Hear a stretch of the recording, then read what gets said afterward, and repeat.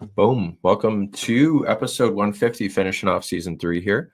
Today's episode is a wrap of 2025. We should do like kind of like review of the year anyways. So this is going to be a personal review of my life. I know we've been talking lots about like goals and stuff like that. So I'm just going to go ahead and add this to the screen here. How do I show up in here? Okay, that's all right. Is this a Uno Momento team here? Yeah, we're good. Ready to rock and roll. There we go. So I'm gonna go through kind of a year in terms of like my goal set from like last year. So this is the first one here about like raising money for charities and stuff like that. So did a ton of work this year, doing races, doing events. This is just kind of like a top sneak peek at them. Bottom left, run your lungs out. Top one here, run a garbage hill.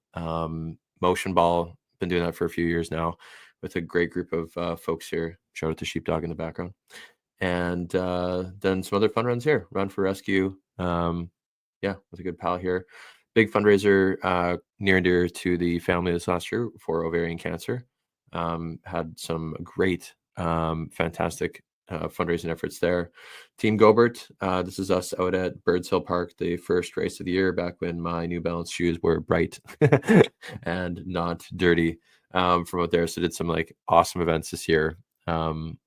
Mostly local, I guess, for that. I could think most of the marathons that I did do this year, which we'll get to on another side here, but we're fundraising for a variety of things. If we have like if it was for the Dream Factory, for the Garbage Hill, Run Your Lungs Out for cancer care, ovarian cancer, Motion Ball, obviously Special O, Run for Rescue here, local rescue shelters. Our Team Gobert is for St. Amant.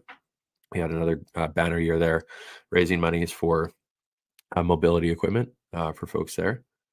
And let's see if we can go to the next one. Next slide here. Me running races this year. So goal that I had last year was to do an Ironman. In this case, I did like a half Ironman. So it's called the 70.3. Did that out in Calgary. That was like the big goal from summer. I also stayed active doing other triathlons. So total did 4 triathlons this year. I did 5 half marathons. The marathon side definitely committed a little bit more to training. And the top left is my PR at the last race of the summer here, the Winnipeg, I think it's Fire and Police puts that one on.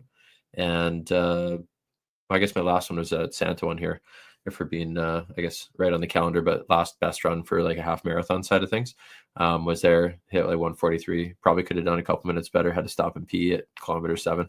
The rest of these are just like awesome races in the season here. I treated a lot of the halves, not to make light of them, but like bigger training days for that half Ironman. That was the ultimate, the big rock of the training from this last year here.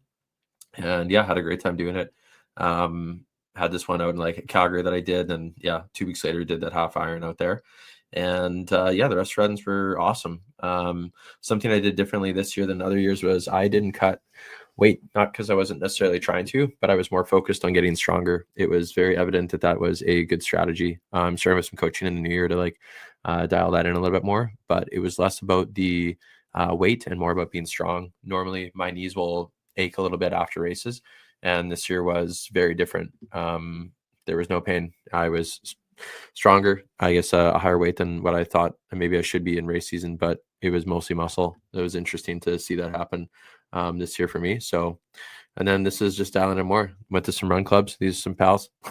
Showed it to Jay. You got half cut off on here, buddy, and Evan and crew. This is just kind of some highlights, like my best half on Strava here, 1:43, 10 mile, hour 18, 10K, 47, 5K, 22. For a long time, I actually like wasn't really focused, but I used to do quite a bit of running, and I used to think like 25 minutes was kind of like my peak. I know that I can do a little bit better than these, and it's kind of showing even from like May here. I wasn't back on Strava until May, and then it was pretty committed and ended up 191 days being active. Not that I wasn't active before, but I was just recording on my Apple Watch, not on Strava. So got back on there, threw on a few. I wasn't even on there in 24, so there's not a comparison from the year before. I just had too many apps going, but now I'm pretty dedicated to Strava again. So cool to reflect on those data points over the year. So if there's any hot tips right now, it would be make sure you're recording so you have like a baseline for future years. It would have been nice to have other years on here. It's not like I wasn't training. I just decided not to pay attention to kind of like go over it. This is a funny one. Okay, so I'm pretty viral on Google reviews. this all-time photo views is at 10,700,000. Um, they're really starting to take off. I'm a level 9 local legend. That's what I call it, local reviewer though. So I have quite a few views on my my Google reviews online here. This was kind of a goal throughout the year to help support businesses in general. So I'm pretty passionate about that. I like to spend time doing that. It doesn't take too much time at all. I know there's a whole episode on this, but if you have anything, you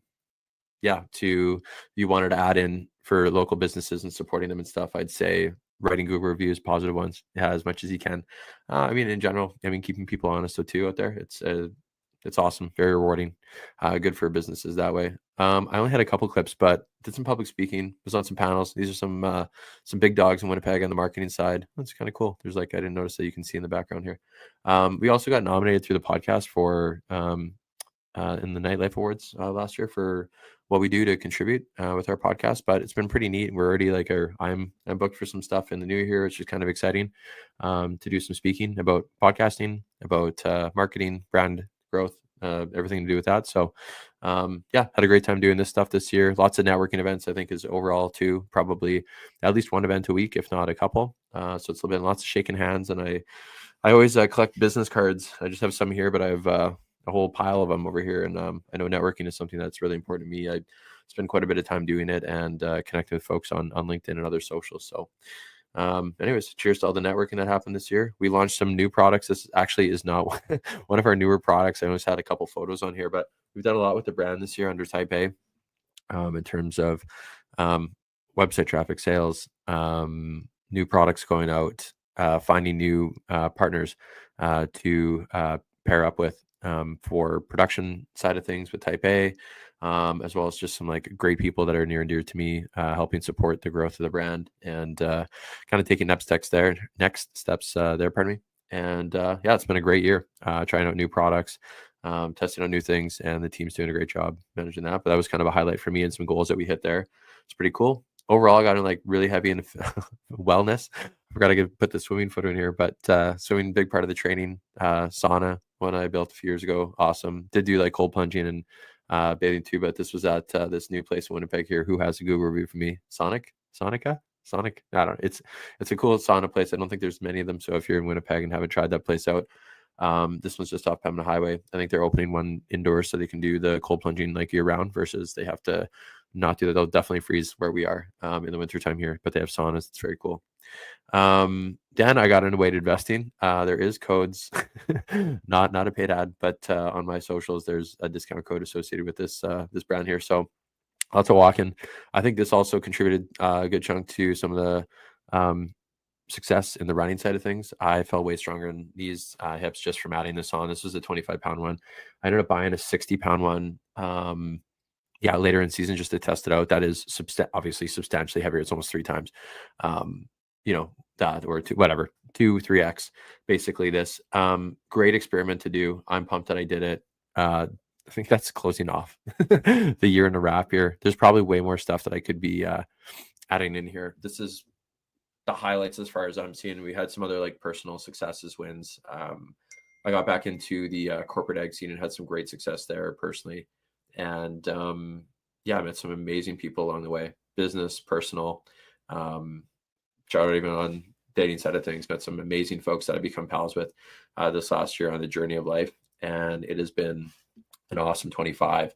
I'm super looking forward to 26. This just kind of, I think, is a great recap of life. And we've had some amazing guests on this year too. We went a little bit more solo with some heavier on the back end of the year. 25 has been amazing. Like I said, 26 has great horizon here for everything that I'm personally working on, as well as the podcast. So cheers to everyone for tuning in and checking out short clips, the long version, everything.